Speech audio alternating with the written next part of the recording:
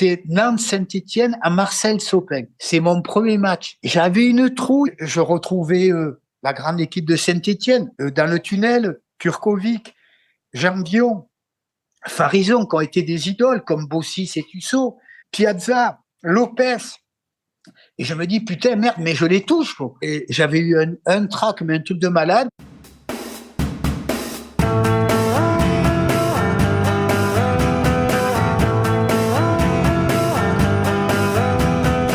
Bonjour à toutes et à tous et bienvenue dans un nouvel épisode du podcast des légendes. Exigeant avec lui-même, discret en dehors mais immense sur le terrain, un homme de défi, de fidélité et d'excellence silencieuse. Voici comment on pourrait résumer brièvement notre invité.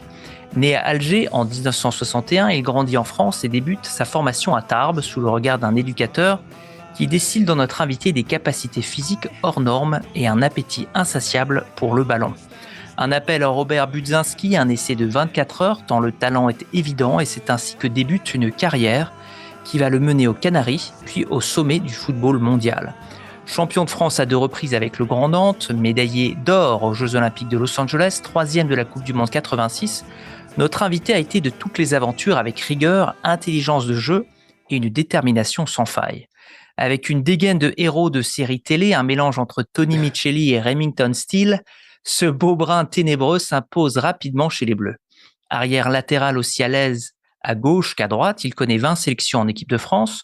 Souvent comparé à Bossis, il s'impose par son calme, son anticipation et une force intérieure peu commune.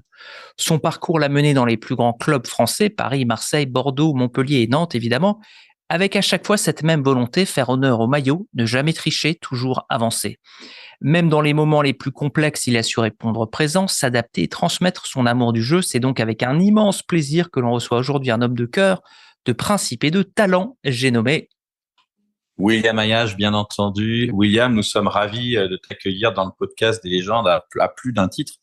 Non seulement parce que tu représentes l'un de mes joueurs préférés à Nantes dans les années 80, mais aussi on a peu de joueurs qui ont été capables dans ces années-là de faire tous les plus grands clubs français, Nantes, Bordeaux, Marseille. Franchement, on croit qu'on tient le Graal quand on a l'opportunité d'avoir cet entretien avec toi. Donc, merci beaucoup. Installe-toi confortablement et prépare-toi pour non, mais c'est bon. passer. Merci pour cette introduction. Écoutez, c'est un plaisir d'être avec vous. Alors, William, comment a commencé pour toi le football? D'où vient cette passion? Alors, moi, j'ai commencé très tard, en fait. J'ai commencé à 11 ans, le football. J'ai été amené par un copain de Tarbes qui s'appelle Philippe Vincent et qui, un samedi après-midi, me dit, écoute, William, est-ce que ça te dirait de jouer au foot? Je lui ai dit, écoute, pourquoi pas? Parce que j'avais touché au rugby, parce qu'à Tarbes, on joue au rugby. Forcément, ouais. Et il a vu que j'étais à cet âge-là, j'avais déjà des qualités athlétiques, j'étais quand même grand. Et donc, j'ai fait pas un essai, mais un samedi après-midi, je me suis entraîné, c'était au stade de Loubader. Je me rappelle mon premier entraînement, c'était un maillot de bain, parce que j'avais pas de short. Et et donc, je me rappelle, j'avais 11 ans et comme quoi, mais je crois qu'après cet entraînement, l'entraîneur a demandé à ce que je continue. Et en fait, c'est comme ça que j'ai commencé. Donc, j'ai commencé très tard le football. D'accord. Et tu jouais pas dans la cour de récréation ou Alors oui, bien sûr. Non, mais bien sûr, je jouais dans la cour de récréation.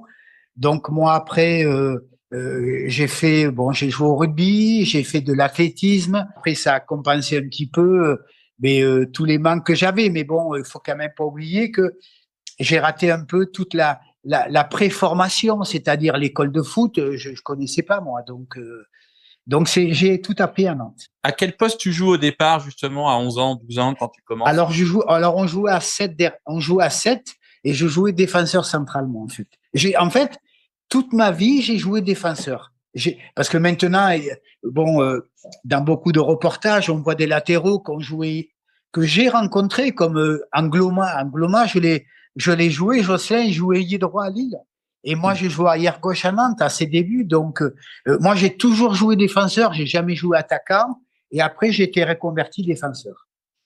C'est vrai que c'est intéressant parce que la plupart des des défenseurs qu'on a eus, ils commencent très souvent attaquants, notamment Marius Trésor, comme tu l'as dit, Angloma, Jean Vion, je crois qu'il commence aussi attaquant. Bien sûr, il commence ailier, ouais, effectivement. Et même, je crois, Manu Amoros qui commence Bien sûr. numéro 10. Et moi, j'ai toujours joué défenseur. Et ça t'a manqué? Tu aurais voulu avoir une petite période où tu jouais attaquant?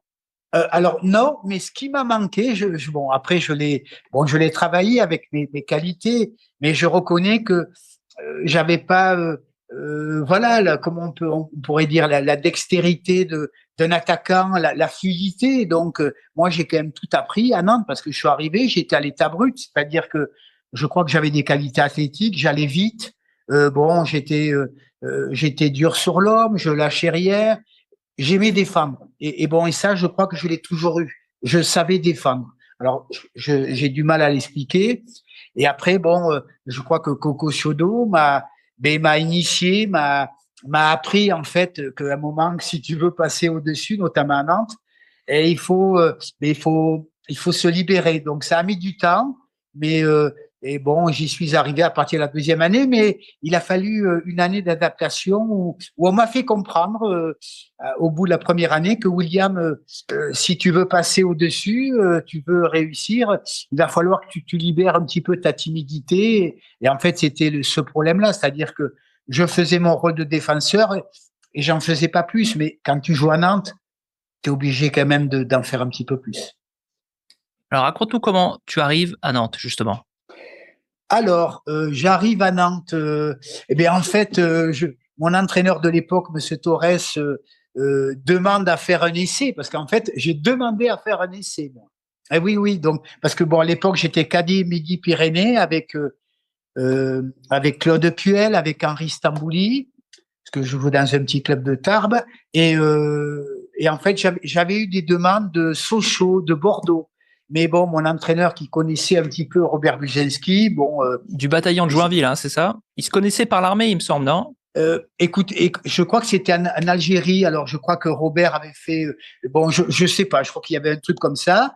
Alors, la première fois, j'ai été. Ils ont pas accepté parce qu'il y avait tellement de demandes. Et par contre, bon, mon entraîneur a insisté. La deuxième fois, j'ai été pris au bout d'une semaine. Ils m'ont demandé si je voulais. Bon, voilà, signer aspirant. Bon, imaginez-vous la joie voilà que j'avais parce qu'en fait, je réalisais le rêve. Bon, après, attention, entre débuter et après jouer en pro, il y a un monde, mais je mettais un pied dedans. À quel moment, parce que là, donc tu as 11 ans, là, j'imagine c'est vers 17 ans, c'est ça, quand tu arrives? Non, 16 ans. 16 ans. D'accord. Donc, durant ces 5 années, à quel moment tu te rends compte que tu as un petit quelque chose en plus? Eh ben, écoutez, bon, il n'y a pas que moi, c'est-à-dire que je faisais l'athlétisme. Bon, je me qualifie sans beaucoup d'entraînement. Bon, c'était à l'époque l'ASSU le mercredi. Alors peut-être que vous connaissez pas, vous êtes un peu plus jeune, mais je me suis qualifié au championnat de France de vitesse du 80 mètres, du 150 mètres, et j'étais à Mini, mais j'avais quel âge? 13-14 ans. Et après, bon, j'ai fait du cross et j'avais des aptitudes physiques et en fait, c'est ce qui m'ont fait comprendre à Nantes où je sortais pas du lot, mais ils avaient pas ce profil. Il y avait Max Bossis, il y avait Thierry Tussaud, il y avait Michel Bibard, mais ils avaient pas mon profil à moi, bon, c'est-à-dire rapide, accrocheur et en fait, je lâchais rien. Donc voilà. Alors peut-être que c'était la mentalité du Sud-Ouest où j'avais un peu joué au rugby, j'aimais un peu le contact et en tout cas, c'est ce qu'ils m'ont dit, ils n'avaient pas ce profil, en fait. Et comment tes parents, eux, ils voient ce développement de carrière là entre 11 et 16 ans? Alors, c'est un peu particulier parce que moi, j'ai eu des parents âgés et en fait, ils sont jamais venus me voir jouer, en fait. Moi, je les préservais. Oui, c'est bon, c'est vrai parce que bon, j'ai eu des parents âgés. Mon papa, quand il m'a eu, il avait 51 ans. Et donc, je préférais les préserver. Ils m'ont vu jouer qu'à la télé, mes parents, en fait. Ouais, c'est bon. Donc, imaginez-vous la joie de mes parents. Bon, aujourd'hui, ils sont partis depuis, ça fait 37 ans pour mon papa et depuis 12 ans ma maman. Donc, ça fait un paquet d'années. Et écoutez, je crois que c'est la joie de réussir pour eux parce que ils m'ont permis de faire le métier que je voulais. Je reconnais que j'ai pas été longtemps à l'école, j'ai arrêté en 4e. Après, j'ai été sur une voie pour faire une formation. J'étais ajusteur, tourneur, fraiseur. Donc, et oui, bon, je crois que c'était comme Aimé Jacquet. Donc, j'ai pas fait le CAP, j'ai fait 2 ans et après, je suis parti à Nantes. Donc, entre ajusteur, tourneur, fraiseur et footballeur, bon, je préfère être footballeur. Le choix a été vite fait, ouais. Voilà. Bon, même si je sais que moi, par exemple, j'ai une maison au Pouliguen, que tu connais, hein, William, le Pouliguen, à Oui. côté de la Baule. Donc moi, si j'ai des petits travaux, peut-être que Ah non, alors, euh, je te rassure, je suis pas très manuel. Donc, c'est pour ça que j'ai choisi le métier de footballeur. Donc, ah voilà. bon. Bah, t'es quand même invité au Pouliguen avec plaisir, mais bon, bah, Ah ben, c'est gentil. pas pour faire de la fraise, quoi. Faut faire autre chose. Et donc, tu n'avais pas de plan B, en fait. C'était footballeur ou rien, si je comprends bien. Bah non, fraiseur. Comment? Bah non, t'avais autrement CAP fraiseur, quoi. Ben non, justement, puisque tu n'es Non, pas allé jusqu'au CAP. ajusteur, tourneur, fraiseur. Mais je Ouais. pense pas que je l'aurais eu parce que bon, j'étais pas, bon, non, j'étais pas assidu. Donc, et j'ai jamais aimé l'école. Bon, après, écoutez, c'est comme ça. Alors, j'ai été plus difficile avec mes enfants. Mais bon, je reconnais que j'ai arrêté l'école en 5e. Là, j'ai été mis sur le côté pour apprendre un métier. Et après, bon, écoutez, Nantes s'est présenté. Bon, j'avais la dalle. Donc, voilà. Et en plus, je sortais, bon, parce que moi, j'ai grandi dans les HLM, hein, donc, avec mes parents.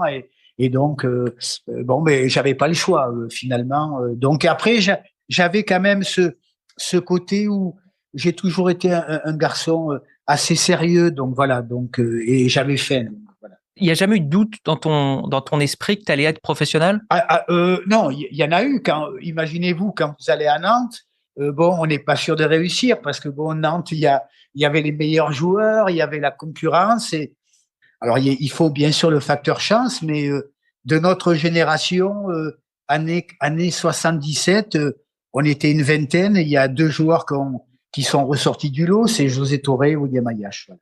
Pas les plus mauvais, en tout cas. Hein. Je sais pas si, voilà, en tout cas, on avait quelques qualités. Voilà. Et qu'est-ce qui a fait la différence, par exemple, entre toi et ces 18 autres camarades?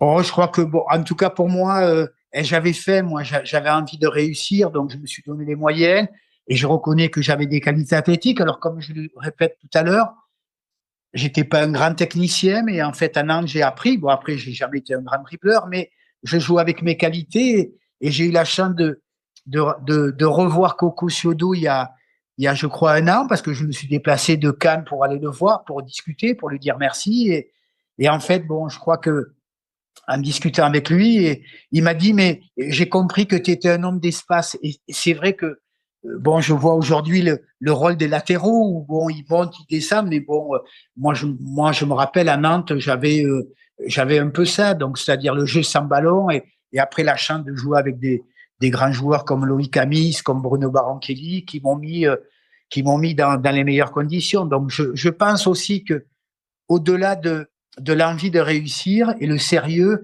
j'avais des qualités athlétiques. Alors, raconte ton arrivée à Nantes avec un éducateur, Coco Ciodo, qui peut être très cassant. Oui. Comment est-ce que tu t'intègres dans cette promotion? Tu dis qu'il y a une vingtaine d'aspirants, de stagiaires, ouais. Et comment tu t'intègres dans les premiers jours? Est-ce que tu es persuadé dès le début que tu as fait le bon choix? Et deuxième partie de ma question, pourquoi tu choisis Nantes, puisque tu disais que tu avais Sochaux et d'autres clubs qui te voulaient? Mais parce que bon, à l'époque, mon éducateur me fait comprendre que de toute façon, c'est la meilleure école, parce que c'est vrai qu'à l'époque, je pense qu'il y avait Sochaux, il y avait Monaco, Banide, Gérard, je crois qu'il s'appelait Monsieur Tournier à Sochaux et Coco Ciodo, donc voilà. Et après, bon, c'est vrai que arrivé à Nantes, au bout de quelques mois, au bout de quelques semaines, quelques mois, j'ai quand même des inquiétudes parce que quand je vois jouer les pros jouer, je me dis mais je pourrais jamais jouer, ils sont trop forts. Et je me rappelle de Nantes-Saint-Étienne où je suis dans les tribunes, je suis aspirant et je me dis mais bon mais mon petit était pas assez bon, hein, tu pourras jamais jouer. Et, bon et voilà comme quoi on peut des fois se tromper. Après il y a le facteur chance, il y a plein de trucs qui rentrent en compte. Bon après bon moi c'est vrai que bon ce qui se faisait de mieux quand même, Bossis Tussauds international, Michel Bibard derrière, international. Bon, moi, j'étais le 4e parce que j'étais le plus jeune. Bon, il a fallu se faire la place, pas évident. Alors, la force que j'ai eue, ou la chance peut-être, je pouvais jouer de 2 côtés, moi. Oui. Donc, moi, en fait, c'est ça. Parce que je crois qu'à cette époque, il n'y avait pas d'arrière gauche, il y avait Max, Mais Max, après, est passé dans l'axe. Thierry Tussaud est monté numéro 6, parce que Thierry, à la base, était un milieu de terrain. Et bon, et Coco, bon, voilà, a trouvé bon, l'autre fois, quand j'ai discuté avec lui, il m'a dit, tu avais un truc, tu savais défendre. Je peux pas, voilà, il me dit, t'aimais défendre. Mais je l'ai entendu aussi quand on a fait un hommage à Henri Michel à Aix-en-Provence et un monsieur que je connaissais pas, il me dit, tiens, écoutez, Henri, ce qu'il disait de vous, vous allez le voir, il est très réservé, très timide, mais c'est un des meilleurs défenseurs. Et c'est vrai que je reconnais, alors je sais pas si j'étais un des meilleurs, mais j'aimais des femmes. Et et je lâchais rien, en fait, voilà. Donc, c'est pour ça que tout à l'heure, on évoquait le rôle des latéraux. J'ai joué Angloma, les Sassus, même Dimeco, ailier gauche, Sassus, ailier droit. Et après, ils se sont reconvertis. Donc, c'est vrai que ce qui m'a manqué, du moins, ce qui m'aurait plu, c'est peut-être peut-être de jouer peut-être plus tôt, mais bon, ça n'a pas été le cas et ça m'aurait appris dans la zone offensive à être un petit peu meilleur. En tout cas, bon, c'est ce qui m'a manqué, je pense. Tu parles de chance et on voit qu'à cette époque, même maintenant, il y a toujours un facteur chance. Donc, n'importe quel pro, à un moment donné, il a eu un facteur chance et il l'a saisi. Pour toi, c'était quoi ce facteur chance? Mais je crois que c'était une opportunité. Max Bossy se blesse, je crois, en Coupe d'Europe. Et là, je suis appelé pour faire mon premier match à Strasbourg. Et après, bon, je me rappelle, j'avais 18 ans. Je me parle, je revois encore les images. Je me parle dans ma salle de bain. Je me dis, c'est le moment où il y a. Eh oui, mais bon, on en rigole, mais à un moment, il faut te poser les bonnes questions et tu te dis, et ça y est, c'est aujourd'hui. Et c'est aujourd'hui qu'il faut pas se rater. Et bon, et on fait 2-2 contre Strasbourg qui venait d'être champion, avec Carlos Bianchi, Tanter, Wagner, Piasecki, Roger Jouve, Jacques Novi. Bon, Nantes, c'était la grande équipe, Bertrand Neumann, Bossis, Rio, Henri Michel. Donc, écoutez, je me rappelle, mes parents écoutaient le match et ce soir-là, j'avais été la révélation du match parce que c'était mon premier match et bon, j'étais pas passé au travers. Ouais. Donc, c'était la chance. Et je crois que t'as une fois, voilà, tu l'as une fois, il faut la saisir. Et tu te décrivais toi-même, et je crois que tu es aussi décrit par tes entraîneurs de l'époque comme un anxieux et ou un inquiet. Oui. Alors, est-ce que ça t'inhibait ou est-ce qu'au contraire, ça te rendait perfectionniste? Et je crois que ça me permettait de me remettre en question et de me motiver. Alors, c'est vrai que j'ai toujours été un peu anxieux parce que bon, je me dis, merde, mais je viens de Tarbes et pour moi, c'est un rêve de jouer à Nantes. Jamais j'aurais pensé jouer avec tous ces grands joueurs. Et au final, j'y suis arrivé. Alors, c'est vrai que mon caractère un petit peu réservé, un petit peu respectueux, trop des anciens, mais au final, ce côté un peu, ouais, un petit peu craintif, mais en fait, ça me motivait encore plus. Et j'avais besoin de me mettre dans ces situations-là. J'ai jamais, bon, peut-être en fin de carrière où j'ai rigolé avant les matchs et en fait, je me suis dit en fin de carrière, j'ai dit, mais tu vois, finalement, ça servait à rien de te mettre la pression, mais ça fait partie de mon caractère et je crois que c'est ce qui m'a permis d'arriver à ce que je voulais, c'est-à-dire jouer à Nantes et après, bien sûr, jouer en équipe de France, faire une Coupe du Monde, faire les Jeux Olympiques. Bon, voilà. Après, là, c'est le seul plus. Voilà. Et justement, donc ça veut dire que avant chaque match, tu avais une sorte de track? Oui. Ouais. Ouais, mais je crois que, bon, je crois, hein, en tout cas, ouais, je me dis, j'en avais besoin, en fait. Ah oui, j'ai toujours eu le track. Mais le track, en fait, disparaissait au bout de 5 minutes. Je me rappelle, c'est Nantes-Saint-Étienne à Marseille-Sopin. C'est mon premier match. Et j'avais une trouille, mais parce que bon, je retrouvais la grande équipe de Saint-Étienne dans le tunnel, Kurkovic, Jean Dion, Farison, qui ont été des idoles, comme Bossis et Tussaud, Piazza, Lopez. Et je me dis, putain, merde, mais je les touche. Quoi. Et à un moment, je me suis dit, et même les pros, les anciens me disent, bon, William, hey, ça y est. Hein. Et je reconnais que j'avais eu un trac, mais un truc de malade. Et au bout de 5 minutes, parce que je marquais, je crois, Jacques Zimaco. Oui. Et Ouais. Jacques Zimaco, écoutez, on gagne, je crois, ce jour-là 3-0 et on fait tous un bon match. Et au final, voilà, j'en ai fait un pataquès, mais j'avais besoin de ça.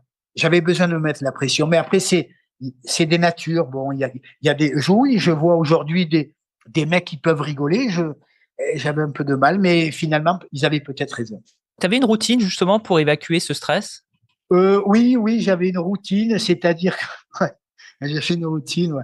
Mais en fait, j'allais m'enfermer dans les toilettes. Ouais, bon, et en fait, je travaillais sur moi-même, j'inspirais, je soufflais. Bon, c'est des trucs Non, peut-être mais c'est pourquoi bidons. pas. Oh, c'est de la sophrologie.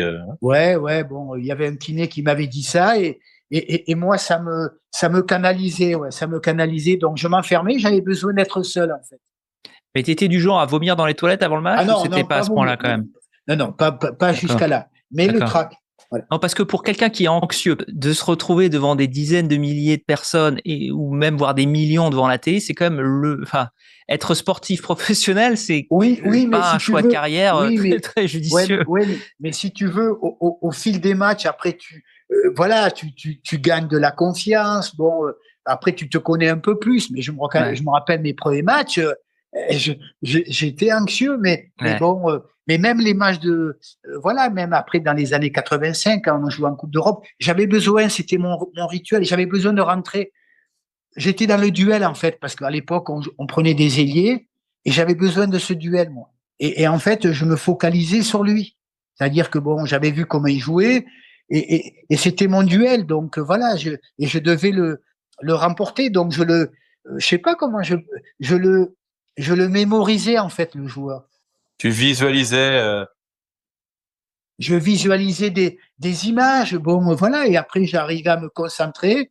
Et après, quand je rentrais, ben, bien sûr, j'avais encore un peu le trac, mais au bout de 5 minutes, ta première relance, tu l'as réussi, et après, ça y est, c'est parti. Mais bon, j'ai toujours eu ça. Alors peut-être un peu moins en fin de carrière à Cannes, parce que bon, j'avais quand même 35 ans et que j'avais un peu plus de bouteilles, mais je reconnais qu'au début, j'ai toujours eu comme ça, mais et j'avais peut-être pas du mal à rentrer dans le match, mais il me fallait 3-4 minutes à rentrer. Et après, peut-être la première intervention, le premier tacle, et après, je me lâchais complètement. Souvent, les personnes qui ont du trac aussi sont un peu superstitieux Oui, et ont aussi des routines de superstition. Est-ce que tu bravo. avais aussi ça Ah oui, Ouais, c'était oui, un peu ma question d'avant. Ouais. c'était une très bonne question. Alors, toujours la même place, Ouais. toujours le protège tibia gauche avant le pied droit, le même slip. Bon, vous allez rigoler, mais Ouais, t'es pas le seul, T'es hein. pas le seul, hein. T'es pas le et seul, hein. Donc, j'ai gardé un slip que de match, d'accord. 10 ans. Ah. Et une serviette Lacoste que j'avais achetée en Autriche quand on était parti avec l'équipe de France Junior. Lacoste, j'ai dû la garder, je crois, jusqu'à la fin de ma carrière. Non, mais elle faisait que les matchs dans mon petit sac plastique. Mais alors, je crois que c'est Bertrand Demann qui nous disait aussi qu'il avait gardé le même slip pendant très très très longtemps. Ouais, ou Voilà. son dessous de corps aussi, toujours le même. Ah oui, mais Ça, moi, ça c'était Baratelli. Baratelli, c'était son tricot de corps. Ouais. Ouais, donc moi j'avais, ouais, bon, bah, oui, mais je crois qu'on est tous superstitieux. Et c'est vrai que, bon, à Nantes, je prenais toujours la même place, et même à l'extérieur, quand on avait gagné l'année d'avant, j'allais au même endroit. Et après, bon, c'est dans la tête. Mais bon, Ouais. je vois aujourd'hui la jeunesse, mais je crois qu'ils se posent même plus de questions. Je vois les mecs, ils écoutent la musique. Bon, ils ont peut-être raison. Moi, Ils j'en ont ai des du mal. marabouts qui bossent pour eux aussi, donc c'est peut-être ça. Hein. Alors, oui, ouais, peut-être que vous avez raison. Et après, ils ont des préparateurs physiques. Bon, les mecs, ils ont tout un staff autour d'eux. Nous, Ouais. on avait l'entraîneur qui faisait coco, il faisait la préparation, la tactique et la technique. Et il y avait un kiné pour les 25 joueurs. Ouais, Merci. Et Ouais. quand tu étais jeune, tu te faisais jamais masser. ouais, tu faisais masser ou alors tu étais le dernier quand le kiné était épuisé. Écoute, moi, j'ai dû me faire masser peut-être parce que j'aimais pas trop, peut-être vers 30 ans. Mais avant, Ah, wow. jamais je me suis fait masser, Wow. même avant les matchs. Donc, on parlait de Coco, tu en parlais même à l'instant. Donc, on disait qu'il peut être assez cassant. Est-ce qu'il y a un moment où, dans la brutalité de ses remarques, tu te dis, j'ai peut-être pas fait un très bon choix de carrière, ou est-ce que tu as toujours réussi à rester focus sur ça? Non, je savais que c'était pour notre bien. Donc, en tout cas, bon, D'accord. moi, je décris Coco je lui ai dit, c'est comme un papa. Hein. Il a été, j'acceptais tout de lui, tout. D'accord. Et croyez-moi, il a été dur, il a été sec, il a été presque des fois pas violent, mais des fois, bon voilà, tu te disais, mais merde, bon, je vais jamais y arriver, mais après, je crois que il aimait ces jeunes joueurs, et je crois que pour la plupart, sincèrement, je crois que ça a été un papa, Coco. En tout cas, Ouais. moi, pour moi, je lui ai dit, hein, parce que je lui ai fait une lettre au bout de 25 ans, en fait. Et oui, parce que j'avais beaucoup de choses à lui dire. Et un jour, je lui ai fait un courrier, je lui ai dit, je vous ai considéré comme mon papa. Là, je sais que maintenant, depuis quelques années, alors je lui souhaite les vœux, son anniversaire, et bon, j'étais un peu absent parce que par timidité ou par pudeur. Et là, je me suis dit, William, bon, je vieillis parce que j'ai quand même 64 ans, il a 86 ans ou 87 ans, et il était temps, voilà, de lui dire que je pensais. C'est pour ça que je me suis déplacé à Nantes et lui faire un petit courrier et lui dire que je l'aime comme mon papa. Et comment il l'a pris, ça? Oh, je crois qu'il a, mais il m'aimait bien, donc voilà. Je crois que on avait, voilà, pas des points communs, mais je pense que il avait une grande affection pour moi. Il savait que j'étais un affectif, que j'avais besoin oui, bon, j'avais besoin, comme tout le monde, de me sentir aimé. Bon, voilà, comme bon, avec les entraîneurs avec qui j'ai eu, où ça a marché, bon, j'ai besoin de me sentir respecté. Bon, après, ça fait partie de mon caractère. Mais je suis un affect, moi. Moi, quand j'aime, je donne tout. Et c'était qui tes potes à Nantes, justement, entre ces années 79-86? C'était qui tes bons? Oh, il y a bien eu, il y a bien sûr, il y a eu José, il y a eu Fabrice Poulain, Der Zakarian, il y a eu Pierre Maurice. Après, bon, ça, c'est ceux qu'on jouait. Il y a eu Seth Adoncor. Ouais, il y en a eu pas mal. Il y a eu, après, j'ai beaucoup aimé Lolo Amis. J'ai eu une grande affection pour Lolo. J'ai adoré Thierry Tussaud, Max aussi. Et après, bon, après un grand respect pour les plus anciens comme Patrice Rio et Jean-Paul. Et après, j'ai eu une idole qui s'appelait Henri Michel. Ouais. C'est un peu la constante de tous les Nantais, hein. C'était le boss. Quel joueur. Croyez-moi. Alors un jour, j'ai fait bon, un parallèle entre où je me suis fait un peu critiquer, et un journaliste me disait que le plus grand joueur de Nantes, c'est Didier Deschamps. Et je dis, je suis désolé, ça n'a jamais été Didier Deschamps. Non, bah, ça, c'est sûr. Là, c'est comme je si... sais pas qui est ce journaliste, hein, parce que là. Non, mais en tout cas, voilà, et il m'a posé cette question, et j'ai répondu avec peut-être, c'était un peu déplacé. Et je dis, avec tout le respect que je dois à Didier Deschamps, parce que bon, le parcours de joueur et d'entraîneur, mais je dis, c'est comme si vous comparez une 2 chevaux avec une Ferrari. Et pourtant, Didier Deschamps a été un très bon joueur, mais croyez-moi, Henri Michel, c'est l'équivalent de Platini. Voilà. Je lui ai dit un jour à Michel, et il m'a dit, tu as raison, William. C'est un immense joueur. Et donc, tu l'as dit ça à Michel Platini? Oui, je lui ai dit, quand on s'est vu à Aix-en-Provence, parce Michel Platini était là, il me dit, tu as raison, il fait partie des immenses joueurs français. Croyez-moi, ça a été un des plus grands joueurs français, Henri Michel, comme Platini, comme Zidane. Bon, voilà, il y en a d'autres, mais Henri Michel fait partie. Mais nous, on est des convaincus, hein. On en parle très souvent d'Henri Michel. Il avait tout, le mec. Croyez-moi, il avait la bonté, la technique, la beauté. Il était beau, il avait tout, le mec. Tout. Ce qu'on se considère, ce qui manquait juste à Henri Michel, c'est une génération comme Platini et Zidane l'avaient eu.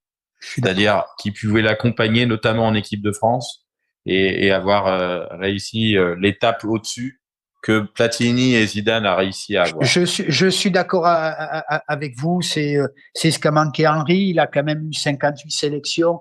Mais quel homme, quel leader, quel rassembleur. Après, moi, j'ai eu la chance de le connaître en Olympique. Parce que je vous promets, la victoire de l'Olympique, c'est pas l'équipe, c'est lui. Ouais. Il a fait de nous une équipe. On était des potes. Il a fait de nous une équipe. Mais il a fait c'est un peu voilà. J'extrapole quand je vois Luis Enrique, ce qu'il a fait du PSG, une équipe. Et nous, aux Jeux Olympiques, on était une équipe. C'était pas des individualités. Et on jouait pour l'autre. Et c'est grâce à Henri. C'est ce que disait Patrice Garande. On a eu Patrice Garande il y a pas longtemps qui disait exactement ça, que Vraiment, il a réussi à impliquer tout le monde Ouais. dans le projet olympique. Même Garand, qui n'avait pas fait les qualifications, par exemple, il s'est tout de suite senti intégré. Tout le monde était prêt à. Alors, j'aime pas cette expression, à mourir sur le terrain, mais ils étaient vraiment prêts à tout donner pour Henri, qui était vraiment le guide de tous ces joueurs. Et j'ai l'impression que tu partages un peu cette Ouais, vision. c'était la force d'Henri. Il était humain, c'était un affect. Il était respectueux, il était bienveillant et il avait toujours un mot pour même le mec qui jouait jamais. Mais à la base, Henri Michel, c'est un bon vivant. C'est un mec du Sud. Il aime la vie. Malheureusement, c'est ce qu'il a peut-être perdu. Il a peut-être un petit peu trop. Voilà, mais bon, il est parti un peu trop jeune. Mais croyez-moi, et pourtant j'ai eu la chance de jouer voilà, avec des Platini. J'ai joué Maradona 3 fois, mais Henri Michel fait partie de cette rampe parce que il a du charisme. Et c'était un type que, je sais pas, moi, je vous promets, j'avais 18 ans, le mec, il rentre dans la pièce, tu vois que lui. Je vous promets. Tu vois que lui. Il avait tout, le mec. Tout. Il était beau, il était beau, il avait tout. Il y a beaucoup d'anecdotes comme quoi tu disais toi-même que c'était un bon vivant, il était capable de faire la fête jusqu'à 6 heures du matin, de se raser, se mettre en short et ensuite de mener le footing à l'entraînement 1 heure plus tard. Et d'être le meilleur. Ouais. Est-ce qu'il vous a emmené dans une de ces virées un peu mythiques, vous les jeunes, ou vous teniez un petit peu à l'écart? Alors moi, j'ai une histoire avec lui. Alors, on part à Duisbourg à un stage, donc je sais même pas si j'avais encore joué. Je crois que j'ai 18 ans et un soir, je me retrouve. Alors bon, je sais pas, je me retrouve à la réception de l'hôtel à Duisbourg et là, je vois Henri Michel. Mais je sais pas pourquoi je me retrouve à 20h et là parce qu'au départ, Henri, j'avais du mal à le tutoyer. J'avais du mal au départ. J'avais un grand respect de tous les anciens, donc je les vouvoyais. Et là, je sais pas ce qui m'a pris.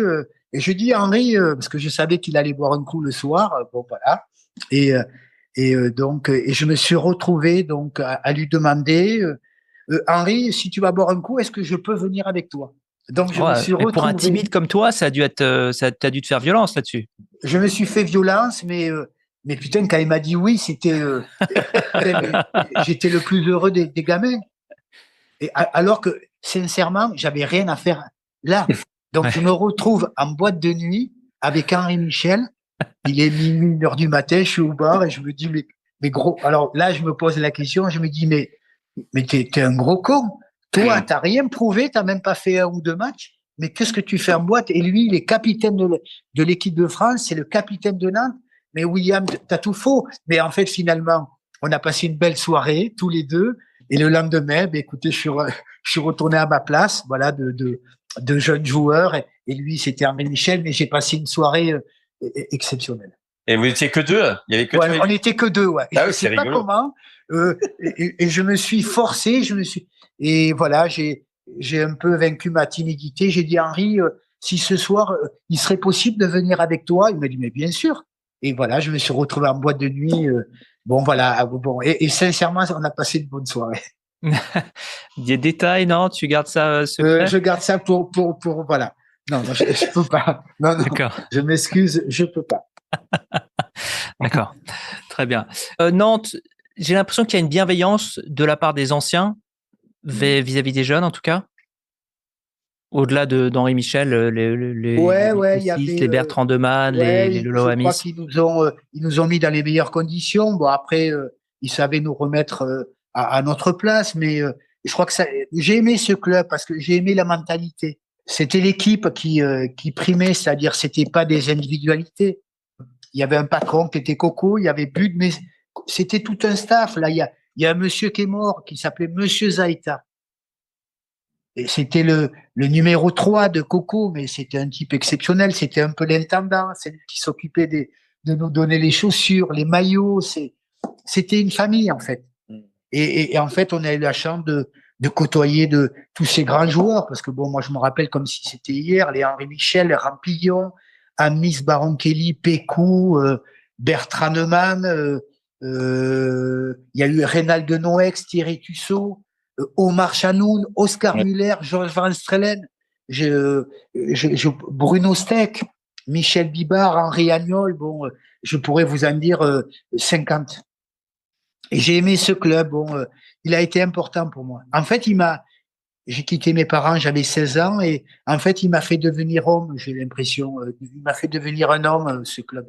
Il m'a appris et Coco m'a appris dans son rôle d'entraîneur et d'éducateur et de papa avec moi. Il m'a tout appris, ce que peut-être mon papa, comme ils n'étaient pas avec moi, je les voyais que 2 fois dans l'année, parce que j'habitais à Tarbes et je pouvais pas rentrer tous les week-ends. Ouais. Donc, Coco a eu pour moi un rôle de substitution, voilà, de papa. C'est à une époque où le poste de latéral commence à se poser. Oui. Hein.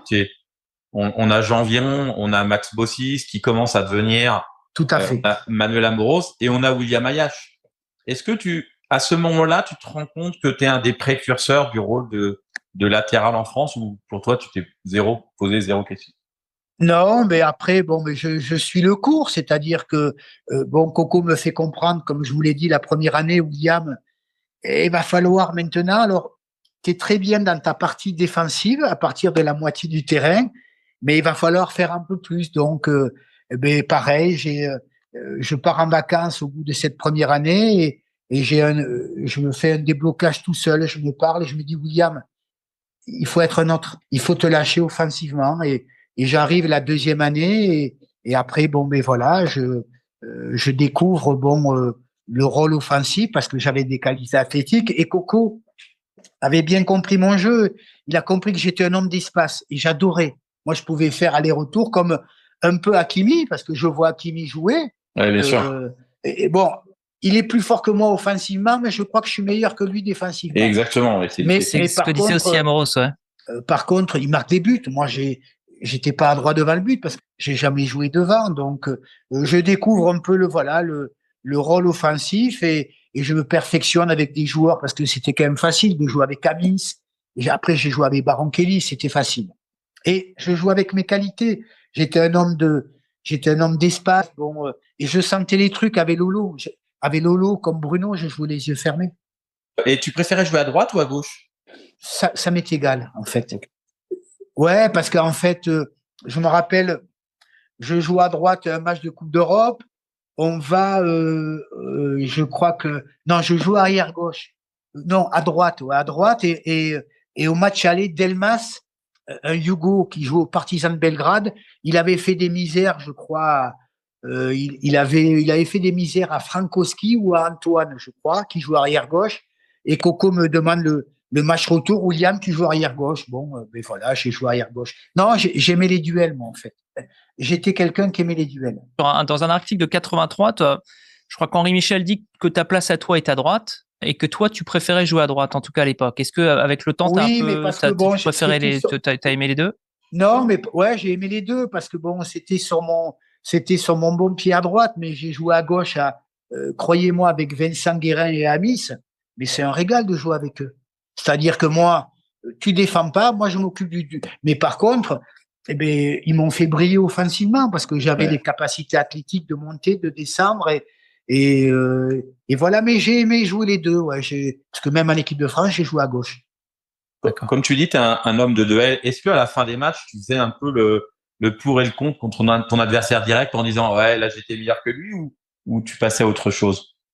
J'aimais, j'aimais faire un petit compromis à la fin du match, me dire putain, mais tu l'as mangé ou bon. Mais après moi les premiers contacts étaient importants. C'est vrai que aujourd'hui, quand je me pose la question, quand je vois, je me dis si j'avais pris aujourd'hui Yamal ou Mbappé, bon, je le dis ouvertement, hein, je crois que le premier ballon, je serais rentré dedans, c'est sûr. C'est-à-dire, t'aurais fait quoi? Non, c'est-à-dire que le premier ballon aérien, je serais rentré fort en prenant le ballon, bien sûr. Hein. Mais bon. Et en emmenant le joueur avec toi. Non, mais emporté dans ton élan, là, le mec, il est quand même là. Parce que là, c'est quand même, c'est des drôles de dribbleurs quand même. Ouais, non, Yamal, il est incroyable. Je crois que Yamal, et pour ça, le défenseur italien, il a bien pris Bastoni, hein, le grand là. Ouais. Il a bien pris, autant Di Marco a eu du mal, mais Bastoni l'a bien pris. Mais Yamal, il est imprévisible, il peut aller extérieur, intérieur. C'est un truc de malade. Un truc de malade. Non, mais à 17 ans, enfin, je sais pas si quelqu'un a jamais été aussi fort, peut-être à part Pelé à son âge. Écoutez, J'ai eu la chance de jouer Maradona. Pour moi, ça va être comme Maradona. C'est un génie, le mec. Ah, pour moi, c'est le plus grand joueur. Aujourd'hui, c'est pour moi peut-être le meilleur joueur du monde. Ouais. Sur ce que je vois.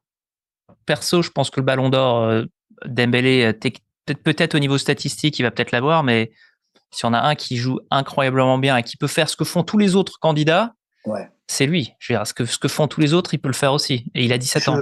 Je suis impressionné par la qualité de dribble, la vision, la facilité avec son pied gauche. Et le mec, il provoque. Oh. Ce qu'il fait, c'est incroyable. Ça faisait bien longtemps que j'avais pas vu un joueur comme ça. Il y avait Neymar, parce qu'il a du Neymar un peu. Il a du Neymar, Yamal. Quand il prend le ballon, hop, il part en dribble. Pareil, il a du Ronaldinho. C'est un génie. Ah, pour moi, c'est le futur Ballon d'Or. Ouais, non, les passes qu'il fait de l'extérieur du pied comme ça, quand il a zéro angle, pas d'élan, enfin, c'est incroyable.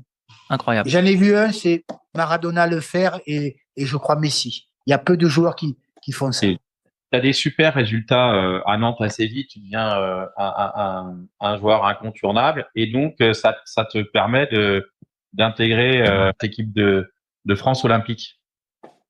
Ouais, ça me permet, ben voilà, avec la nomination d'Henri, d'intégrer cette équipe olympique où j'étais avec, je crois, avec Bijota, Touré et Rohr, on était les plus jeunes. Et on vit une aventure humaine exceptionnelle. Et croyez-moi, au départ, mais jamais on pensait qu'on allait aller au bout, jamais. Parce qu'au départ, nous, ce qu'on voulait, c'était découvrir les Jeux Olympiques. Donc, on part.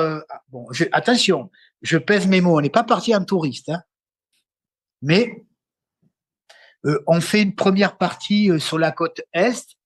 Je reconnais qu'il y a le facteur chance. Alors, on fait un match nul contre le Qatar, je crois, ou l'Arabie Saoudite. Je crois. Ouais, le Qatar, ouais. Le Qatar. Après, on joue contre la Norvège. L'équipe 1 de la Norvège, on les tape 2-1 ou 1-0, 2-1. Et on fait un match nul contre le Chili. Je crois, à 10 minutes de la fin, c'est Jean-Claude Demoux qui égalise. Et là, on réalise notre rêve. C'est-à-dire que on intègre le village olympique. Mais là, c'est un rêve de gosse. Là, croyez-moi, il y a combien? Il y a 17 mecs plus le staff qui arrive. Je crois que ils ont pris un peu peur. Ils se sont dit, oh putain, les touristes, ils arrivent. En plus, les mecs, c'est des pros, ils vont nous mettre un bordel. Et finalement, ils ont vu qu'on était un groupe sympa. Et au fil des jours, mais c'est le cas de le dire, on s'est pris au jeu. Donc, on joue l'Égypte, qui avait gagné la CAN au mois de décembre, et on s'est dit, écoutez, pourquoi pas? Je crois qu'on les gagne 2-0. Je crois qu'on les gagne 2-0. On tombe contre les Yougos qui étaient favoris des Jeux Olympiques parce qu'il y avait 7 joueurs qui avaient participé à l'Euro. Donc, avec les Yougos, comme on les connaît, un boulard comme ça, ils se prenaient pour...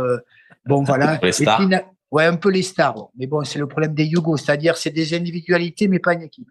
Et en fait, on mène 2-0 au bout d'un quart d'heure. But de quoi? Je crois de Bijota et un coup franc exceptionnel de Philippe Janol.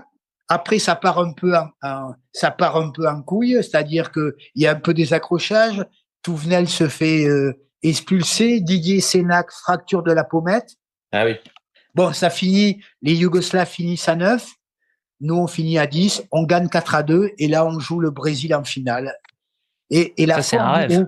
C'est un rêve, ça. Vous jouez devant 100 000 personnes. 100 000 le Brésil. C'est le rêve sincèrement, de tout joueur.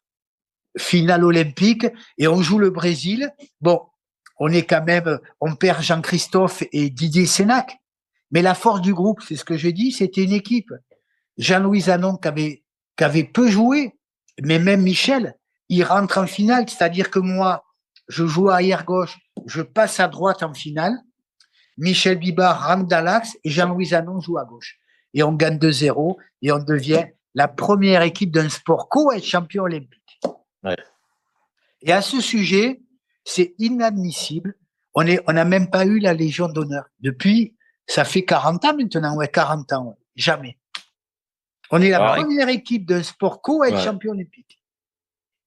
Alors, on a eu Manuel Laboros sur le programme, sur 84 pour le coup, et il paraît que effectivement, il donnait les légions d'honneur aux sportifs, notamment footballeurs, vraiment avec parcimonie. Hein. Il fallait vraiment gagner un tas de trucs pour l'avoir, hein, cette légion d'honneur. Ouais, mais c'est pas normal. Bon, Bah non. après, t'as mieux pour bon voilà les équipes maintenant, les équipes de basket, de volley. Mais bon alors là, l'équipe olympique aurait fait une demande. Est-ce que ça va? Bon, écoutez, en tout cas, on est la première équipe d'un sport co et on Ouais, a bien sûr. bon, écoutez, Vous avez un peu été les parents pauvres, hein, les parents Ouais. pauvres du sport français. Hein. J'ai l'impression qu'il n'y a pas vraiment eu de reconnaissance, Non.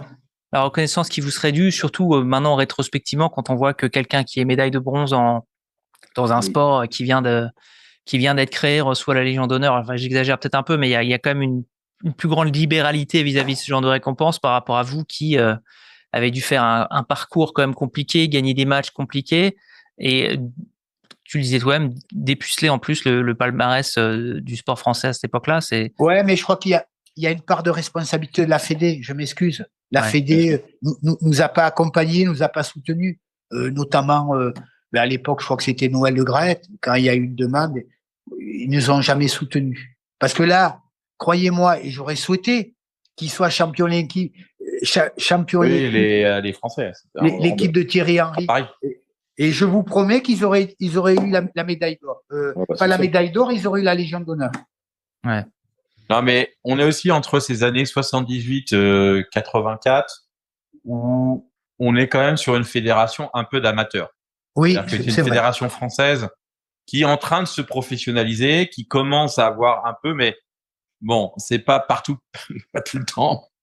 Incroyable. Donc 78 étant vraiment le pire moment de l'organisation de la FFF, mais on n'était pas encore au niveau de 98, quoi. Il y a eu quand même des efforts vraiment lents avant que se professionnalisent les acteurs de la fédération.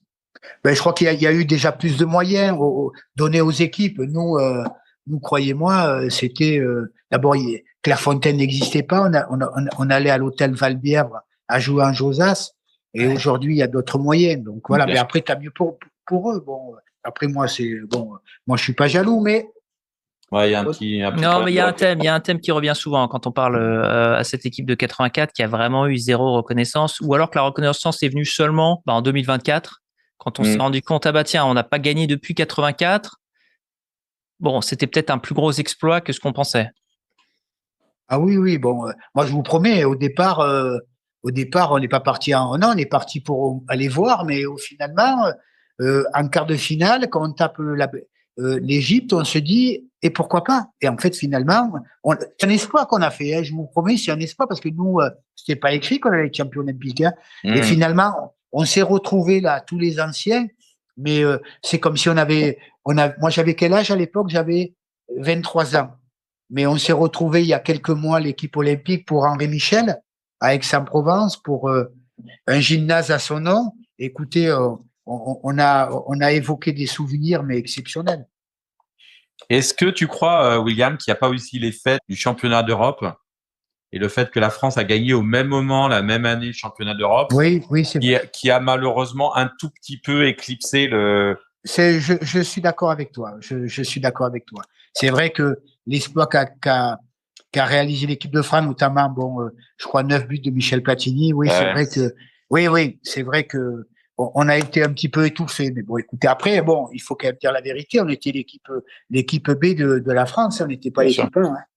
Ouais, mais ce qui rend l'exploit encore plus extraordinaire. Ouais, je sais pas.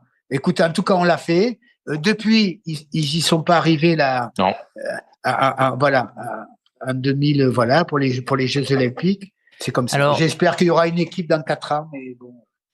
Ouais, moi, on y croit moyennement quand même, hein, vu à chaque fois le degré de priorité des clubs.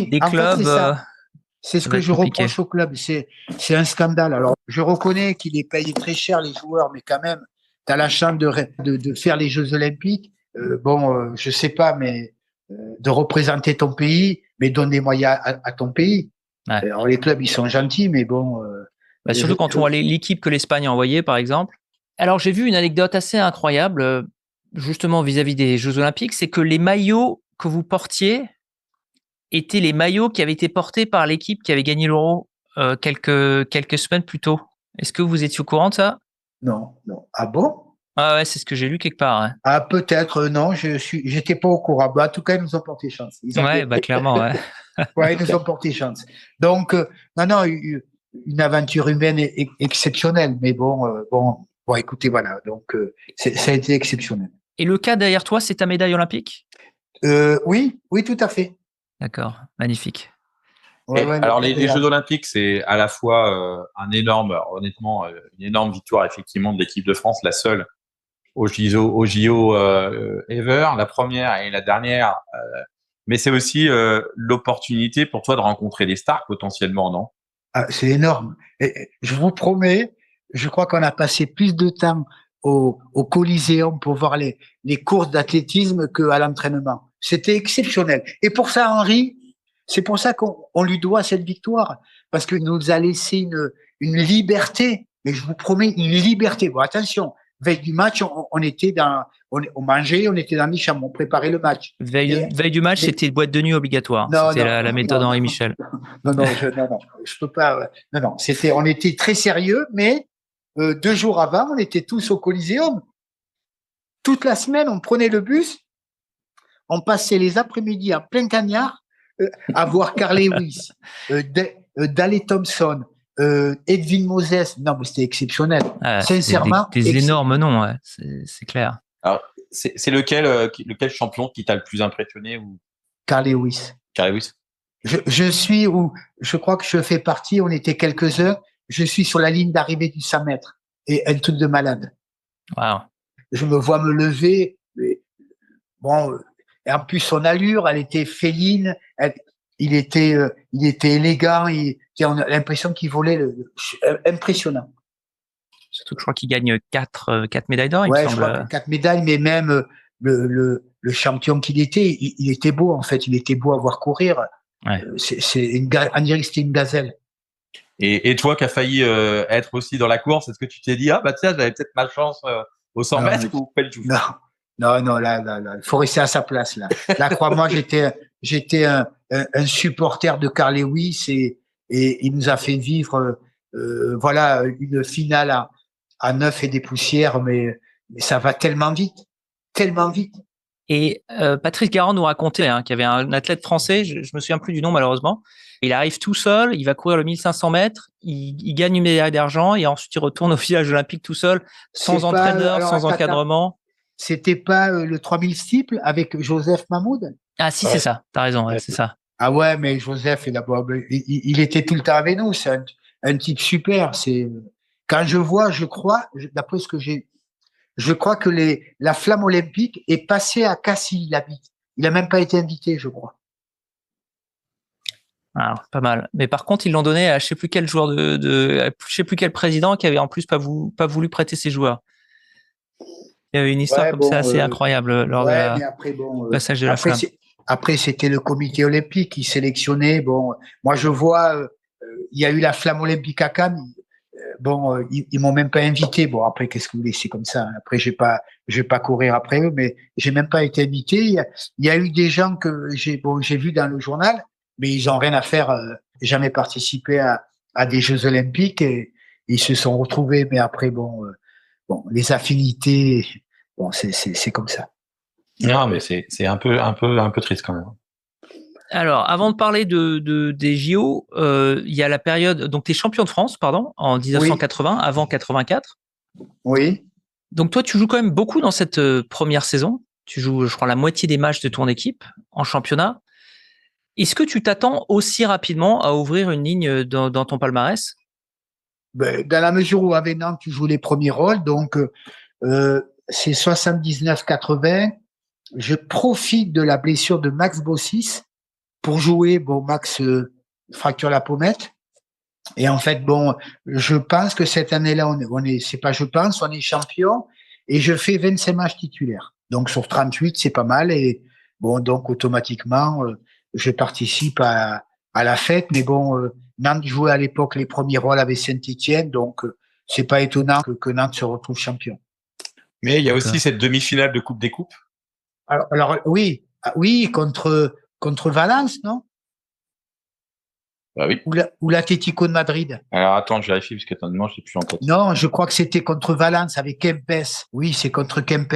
Alors c'est quoi tes souvenirs justement de cette Bon, moi, à Coupe des Coupes? l'époque, comme je te dis, c'est l'année où je joue 25 matchs. En Coupe d'Europe, bon, Max est joué. Donc, nous, on se retrouve sur le banc, mais on est des gamins. Et on joue Kempes à Valence, qui avait marqué la Coupe du Monde 78 avec l'Argentine. Ouais. Ouais. Il y avait aussi, comment il s'appelait Je crois que c'était Kempes. Et il y avait Harry Hahn qui jouait, je crois, à Valence, qui jouait au milieu de terrain, qui frappait fort les coups francs. Je crois que c'était un Néerlandais. Non, c'était un rêve de gosse d'aller à Valence, de jouer devant 50 000, et après de voir que des grands joueurs. Donc c'était de côtoyer ça avec Nantes, ça a été exceptionnel. Le petit gars de Tarbes, là, il commence à voyager un peu à droite à gauche à la Coupe des Coupes, là. Donc, ça commence à envoyer du voyage en Europe de l'Est, par exemple, ou en Espagne. Est-ce que tu as des souvenirs particuliers de cette période où tu dois voyager Ouais, on a un souvenir. J'ai un souvenir d'un déplacement à Belfast avec Nantes. Alors bon, déjà on avait les costumes verts, pantalon vert et la veste verte. Bon, c'était affreux. Et à l'époque, c'est parfait pour l'Irlande, hein, ceci dit. Ouais. Et à l'époque, les remplaçants portaient la valise de pharmacie. Donc le mec à qui le coach avait dit bon écoute, alors je crois que c'était pas moi, je crois que je me rappelle plus qui c'était, ou Fabrice Picot ou peut-être Touré ou Michel Bibard. Le mec, il s'est fait chambrer les 2 jours à Belfast. Alors on lui faisait à chaque fois coucou. Et on lui jetait comme si on lui jetait des graines. Comme un petit pigeon? Ouais, comme un pigeon. Parce qu'en fait, le mec, il se tapait la valise en prenant l'avion, puis son sac.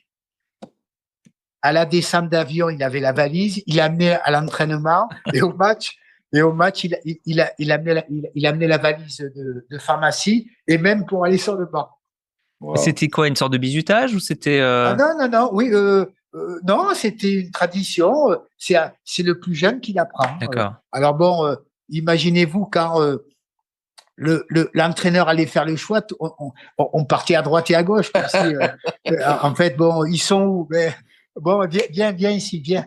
Donc c'était voilà, c'est des souvenirs de gamins, mais et après j'ai encore des souvenirs pour échanger les maillots. On était comme des gosses, comme des fous. On était meilleurs en fait à changer les maillots que sur le terrain. Je parle de nous les jeunes. Ouais, parce que Cliftonville, donc c'est le club que vous affrontez, hein, Cliftonville. Bon, vous faites quand même 8-0 contre eux, hein, 1-0 à l'aller, 7-0 à Nantes. Donc bon, c'était pas un match trop compliqué quand même. Non, mais après je te dis, on joue on joue Valence. Qu'est-ce qu'il y avait? Mon premier match, c'était Bucarest, le Rapide exactement. de Bucarest. Non, le Steaua. Le Steaua de Bucarest. Ouais. C'était le club de Ceausescu. Et je me rappelle, il pleuvait. C'était mon premier match. Oh, le trac que j'avais, un truc de malade. Et surtout, ce jour-là, je rencontre un mec. Il avait si Max écoute ou si un jour il voit ça, qu'il me pardonne. Il y avait fait, et pourtant, j'ai peu vu de joueurs mettre en difficulté Maxime Bossis. Peu de joueurs. J'en ai pas vu. J'en ai vu peut-être 1 ou 2. Et ce jour-là, à Nantes, il y a fait un turbin, le mec, Raducanu. Ah oui. Oh putain. Il y avait fait un turbin. Et moi, donc Max se pète la pommette. Et là, Jean-Vincent, il me dit, William, tu vas jouer le match retour. Bon, imaginez-vous la pression. Ouais, là pareil, grosse pression. La grosse pression. Mais bon, les premiers ballons, il pleuvait. Donc là, je suis rentré. En plus, on pouvait tacler à l'époque. Donc, beaucoup d'engagement et au final, on s'était qualifié et je l'avais pas trop mal pris. Il m'avait mis en difficulté, mais au final, on s'était qualifié. Mais au match aller, il avait fait des trucs exceptionnels. Et en quart, c'est Moscou, hein, Dynamo de Moscou. T'as des souvenirs Dynamo de Moscou, ouais. Ouais, ça c'est. Alors le mauvais truc, c'est José Touré qui se blesse contre Dassaïev. On avait une belle équipe. Bon après malheureusement, on perd contre qui? On perd contre. Je crois que c'était l'Inter de Milan, c'est ça. Hein, Alors, contre Valence, hein, c'est Valence en Ah demi-finale. non, c'est contre Valence, ouais. Mais bon, Valence, et pourtant, au match aller, bon, moi j'étais remplaçant les deux matchs. Au match aller, l'équipe de Nantes, je crois Gilles Rampillon a une occasion. Et Nantes gagne 2-1, ouais. Vous gagnez 2-1, 2-1, mais et Gilles a une occasion à 3-1. Mais c'était une grande équipe de Valence. ouais, Et je c'est crois une- même qu'ils ont gagné la Coupe des Coupes, hein. Je crois. Oui, ils affrontent Arsenal de mémoire et ils gagnent au penalty contre Arsenal. Voilà. Donc, Ouais. voilà, c'est ça. Donc, bon, non, c'est des souvenirs de gamins, ouais. C'est les débuts en Coupe d'Europe. C'est les voyages, bon, les voyages à l'ancienne. C'est-à-dire? Ben, c'est-à-dire les chambres, maintenant ils sont en chambre individuelle. Bon, le remplaçant, il se tape la valise à pharmacie. Ouais. L'autre, il se tape la couverture pour aller sur le banc parce qu'il fait froid. Donc, quand il sort du banc, il est obligé de prendre la couverture. Donc, les mecs, ils sont morts de rire. Donc, tu quittes le terrain avec ton survêtement et la couverture du match. Et la couverture pour être sur le banc de touche. Mais alors, Mais bon, c'est des bons souvenirs de gamins. alors, pour le petit gars qui vient de Tarbes, tu te retrouves à Moscou, tu te retrouves à Bucarest, en Europe de l'Est communiste, ça doit être quand même un changement radical. Ouais, c'est un changement total, ouais. Et après, j'ai eu la chance de connaître la RDA avec l'équipe de France. Ouais. Alors, donc là, c'est un truc, c'est hors norme. C'est hors norme. Là, tu te dis, on revient 40 ans en arrière. C'est-à-dire? Ben, c'est-à-dire que les voitures, c'était des Lada, bon, même au niveau des boulangeries, des boutiques, même les hôtels, on avait l'impression que tu revenais au Formule 1 il y a 25 ans. Ouais. Et les joueurs nous racontaient que vous, les joueurs adverses, vous leur donniez vos équipements, ce genre de trucs. C'est vrai. Ça va être bizarre quand même, hein. Ouais, moi j'ai des souvenirs où on joue à Tbilissi. Ouais, En Géorgie, ouais. Tbilissi, ouais, en Géorgie, et les mecs ils nous demandaient les jeans. Ouais, non, mais véridique.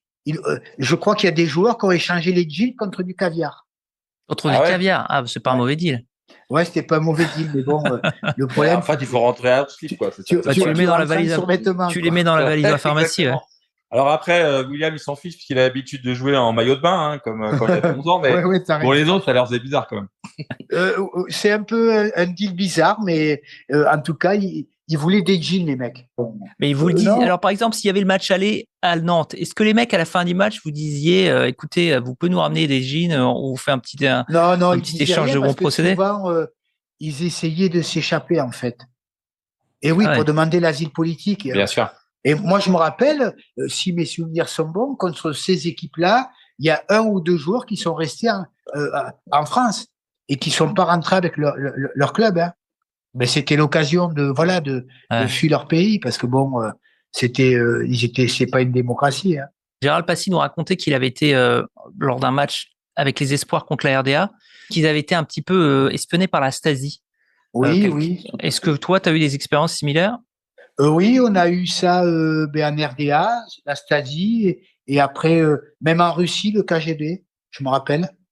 Donc, c'est-à-dire On est- qu'ils ils Mais vous c'est-à-dire surveillaient que de t'avais- loin ou ils vous... Ouais, ils étaient loin, mais tu avais un type en civil qui te suivait, Bah, même à l'hôtel. ça doit quand même être un autre monde. C'est un autre monde. Bon, et tu te dis quand même que tu as la chance de jouer dans un beau pays, dans un grand club, et c'est sûr, quand tu vois leur vie, elle est pas facile, hein. Mais Ouais. ils s'en plaignaient pas, donc les mecs, ils sont habitués. Alors, 83, avant même que tu joues en sélection olympique, tu es sélectionné en équipe de France. Est-ce que tu t'y attends? Ma première sélection, j'ai pas été très bonne. Donc, c'est l'Espagne. Et la deuxième, par contre, tu fais un super match contre la Yougoslavie. Ouais, mais la deuxième, comme mon premier match contre Strasbourg, hein, t'as un moment, t'es au pied du mur et t'as plus le choix, hein. Donc la deuxième, tu te dis, je crois que c'était à Sarajevo, qualification pour la Coupe du Monde 86. Et là, tu te dis, écoute, William, c'est le moment. Donc, je crois qu'Henri Michel avait fait des essais. Bon, et là, c'était mon tour à moi. Donc, et bon, et ça se passe bien, voilà. Et après, j'enchaîne tous les matchs. Comment tu l'apprends déjà, ta première sélection, celle de 83? Alors, la première sélection, beaucoup de blessés. Donc, c'est pour ça qu'on est sélectionné. Et oui, non, mais il faut dire la vérité. C'était la dernière sélection de Marius Trésor. Beaucoup de sélectionnés, blessés. Donc, ils font appel à Ayache, à Jean-Louis Zanon. il y avait Jean-Claude Demou, je crois aussi. Ouais, Donc, ouais. C'est l'équipe assez un peu expérimentale, hein, c'est sûr. ouais, c'est ça. Bon, et on joue l'Espagne. Bon, où il y avait quand même une grosse équipe. Moi, je joue à droite. Je fais une première mi-temps moyenne. Où je suis bon, où je me dis, mais il va falloir te lâcher, mon garçon, hein. Donc, une meilleure deuxième mi-temps. Et là, tu te dis, il y a du travail encore. Voilà. D'accord. L'étape était un peu plus haute, un peu trop haute là pour. Ouais, elle était un peu plus haute. Bon, il fallait emmagasiner de l'expérience, jouer peut-être un peu plus à Nantes. Mais après, c'est là où tu te dis quand même, il va falloir réagir. Et donc, c'est pour ça que la deuxième sélection, à Sarajevo, je fais un bon match. Et après, j'enchaîne par l'Argentine, voilà, la RDA, la Yougoslavie, voilà, le Luxembourg, la Bulgarie, voilà. L'Uruguay, ouais, exactement. Voilà, l'Uruguay et tout. Mais Petite question personnelle, William. Quand t'entends la première Marseillaise en 83 et que tu revais le maillot de l'équipe de France, alors c'est pas la première fois que tu as le maillot de l'équipe de France, que tu as été junior, etc. Toi qui viens d'Algérie, un pied noir, est-ce que ça fait quelque chose? Oui. Ben oui, ça fait quelque chose parce que bon, tu t'es dit, tiens, tu viens de là-bas, tu te dis, mes parents, on parlait d'immigrés, mais mes parents sont arrivés en France, c'était les immigrés, hein, je m'excuse, hein, même s'ils étaient français, hein. Mais bon, une forme de fierté pour mes parents, pour moi, le travail accompli, mais mais toujours pareil, tu te dis, bon, c'est bien, t'es là, mais il faut faire un bon match, voilà. tu avais toujours ce côté anxieux qui t'empêchait de profiter de l'instant T, j'ai l'impression. Ouais, peut-être. Bon, après, c'est peut-être ma nature, donc voilà. Ouais, peut-être que c'est ma nature ou assez réservé et ouais, c'est vrai que j'ai peut-être pas assez profité du moment, mais bon, peut-être que tu as raison. Peut-être J'ai l'impression que t'es un ashkenaz avec un nom sfarade. Cette espèce de. Oui, peut-être. Ouais. Mais bon, écoute, ça m'a fait un peu, réfléchir, me remettre au travail et après je me suis dit, écoute, en tout cas, j'espère qu'il y aura une deuxième sélection. Ouais, bien sûr. Et voilà. Et elle a mis du temps à venir parce que ma première c'était en c'est 1 an et demi plus tard, ouais. Et ma deuxième, elle est revenue 2 ans après. Mais bon, derrière, après 83, ils font l'Euro. Après, il y a l'éclosion de Amoros. Bon, il y avait toujours Bossis, il y avait Janvion, il y avait du monde, il y avait Tussaud, il y avait du monde. Hein. Toi, le timide, quand tu te retrouves lors de ton premier rassemblement à côté de l'icône Marius Trésor, donc d'ailleurs c'est là, bon, tu le sais pas encore, mais comme tu le dis, c'est sa dernière sélection. Comment est-ce que tu absorbes sa présence? Parce que tous les défenseurs qu'on a eu sur le programme, pour eux, unanimement, Marius Trésor, c'était l'idole. Alors, je ne sais pas si toi, tu avais le même côté contemplatif. Bien sûr, après, c'était une référence, voilà, parce que c'était Marius Trésor. C'est sûr que tu te dis, mais j'espère être à la hauteur parce que c'est sa dernière sélection, au-delà de l'immense joueur qu'il était, mais c'était un grand homme. C'est vrai que après, j'ai eu la chance de le côtoyer un petit peu, mais voilà, quel défenseur et surtout quel homme, voilà, quel homme. Mais t'as pas une anecdote particulière où les anciens, entre guillemets, te donnent un petit conseil avant le match, où ils essaient de te rassurer? Oui. C'est vrai que dans les vestiaires, il jouait Platini contre l'Espagne? Non, hein. Il jouait ou pas? Je sais même plus. Oui, il jouait, ouais. Il jouait, ouais. Je crois que Michel me dit, mais William joue comme tu sais, voilà. Donc, après, tu as les conseils des anciens, mais c'est un sport collectif, mais le plus individuel quand même. Voilà. Eh bien oui, parce que je m'excuse, chacun joue sa partition, même si elle est collective. Mais après, le but, c'est de se mettre en évidence. Hein. Alors, une question à laquelle j'ai jamais pensé, mais ce que tu viens de dire m'y fait penser. Est-ce que la cohésion dans le vestiaire est différente lorsque c'est un match avant une compétition, c'est-à-dire que l'entraîneur va se servir des performances de chaque joueur pour composer son groupe pour la compétition qui vient? Est-ce qu'il y a plus de solidarité quand vous êtes un mois ensemble, quand chacun sait qu'il est pris pour le reste de la compétition? Tu vois ce que je veux dire? Est-ce qu'il y a une différence? Ouais, je sais pas. Alors, c'est vrai que quand tu joues un match de qualification, c'est sur un match, tu joues gros parce que tu te dis. Voilà, c'est ça. Les mecs, c'est ce soir ou jamais. Après, quand tu te retrouves dans une compétition longue comme les Jeux ou la Coupe du Monde, c'est pas pareil. T'as le temps comment il s'appelle, voilà, d'apprécier les copains, voilà, de te familiariser avec certains que tu ne connais pas. Et après, c'est un peu différent parce que tu apprends à te connaître. Mais bon, dis-toi bien que la concurrence est là quand même. Hein. Ouais. Parce que bon, il y a quand même 11 joueurs qui jouent, hein, donc la concurrence est bien présente. Mais est-ce que tu la sens plus justement lorsque c'est un match de qualification ou est-ce que tu sens plus la concurrence lors d'une grande compétition? Non, je sens plus la concurrence sur une grande compétition parce que bon, d'accord. En fait, t'es testé à chaque match. Et oui, à chaque match, tu es obligé de te remettre en question. D'accord. Parce que t'es pas sûr de faire le prochain parce qu'il y a la concurrence et le but, c'est quand même de gagner. Donc, voilà. Alors, tu dis que toi-même, tu fais pas un super match contre l'Espagne. T'es déçu par la suite de pas être sélectionné pour l'Euro 84 ou tu penses que t'es pas encore au niveau? Non, je suis pas encore au niveau. Voilà, d'accord.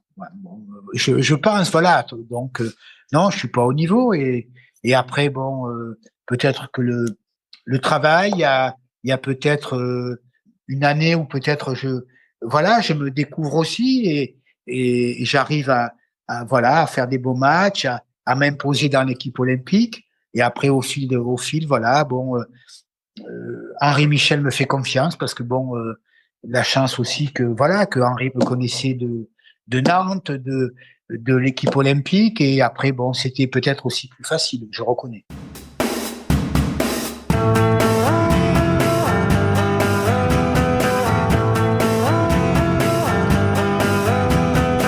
C'est la fin de ce premier volet consacré à William Ayache. On se retrouve la semaine prochaine pour la deuxième partie. Le podcast des légendes est une production du podcast du sport LLC, produit par Michel Wertenschlag et animé par Michel Wertenschlag et Guillaume Bonamy. La musique du générique, c'est Looking at You des Tartan Rascals. Si ce podcast vous plaît, ce qu'on espère très sincèrement, s'il vous plaît, parlez-en autour de vous. C'est le moyen le plus efficace de nous aider pour que le podcast continue à grandir et qu'on puisse continuer à vous proposer du contenu de très grande qualité. N'hésitez pas à nous laisser une évaluation 5 étoiles sur votre plateforme de podcast préférée. La plus belle d'entre elles sera lue à l'antenne par l'un d'entre nous dans un prochain épisode. Alors si vous souhaitez entendre votre message diffusé dans le podcast des légendes, vous savez ce qu'il vous reste à faire. Vous pouvez nous retrouver sur les réseaux sociaux, sur Facebook où nous avons plusieurs dizaines de milliers de fans comme vous qui parlent avec plaisir de foot nostalgie en se rappelant des anciens joueurs, des grands matchs et de tout ce genre de belles choses. Vous pouvez aussi nous retrouver sur notre chaîne YouTube, sur Instagram, sur Twitter et bien entendu sur notre site web www.lepodcastdeslégendes.com où vous pouvez retrouver tous nos épisodes. Nous en avons plus d'une centaine ainsi que des articles dont ceux ultra intéressant de Johan Sonek.